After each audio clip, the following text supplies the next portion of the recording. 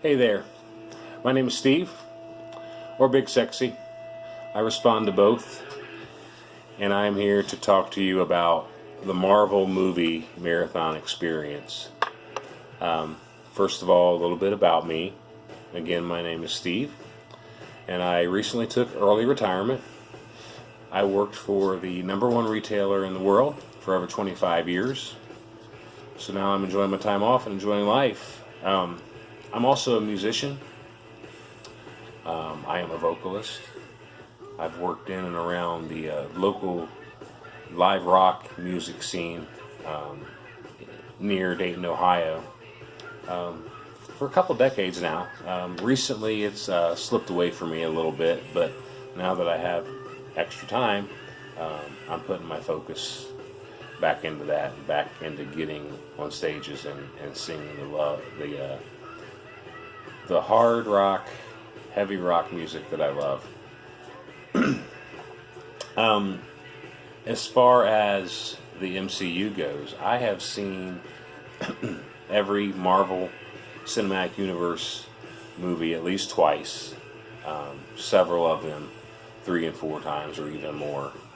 And one of the biggest things I enjoy now when I rewatch one is picking up on the little details, and sometimes even the bigger details that maybe you missed the first or second time you watched it.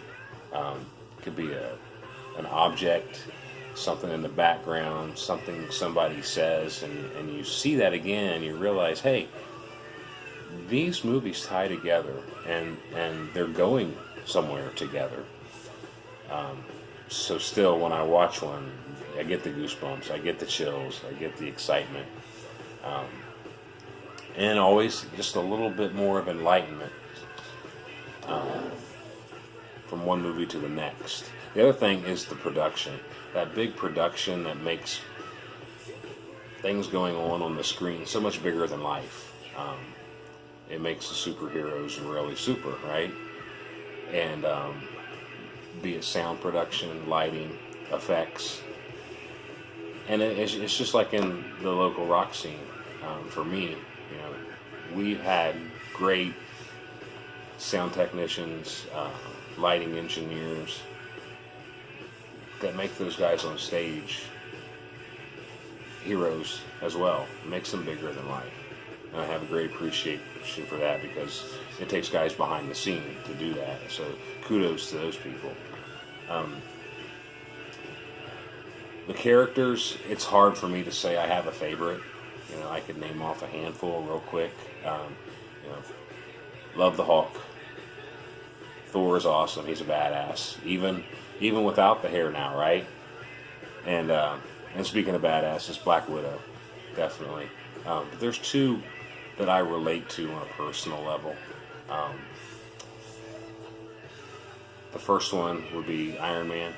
Tony Stark's got that arc reactor in his chest, right? He had that there to keep the shrapnel from entering his heart chamber.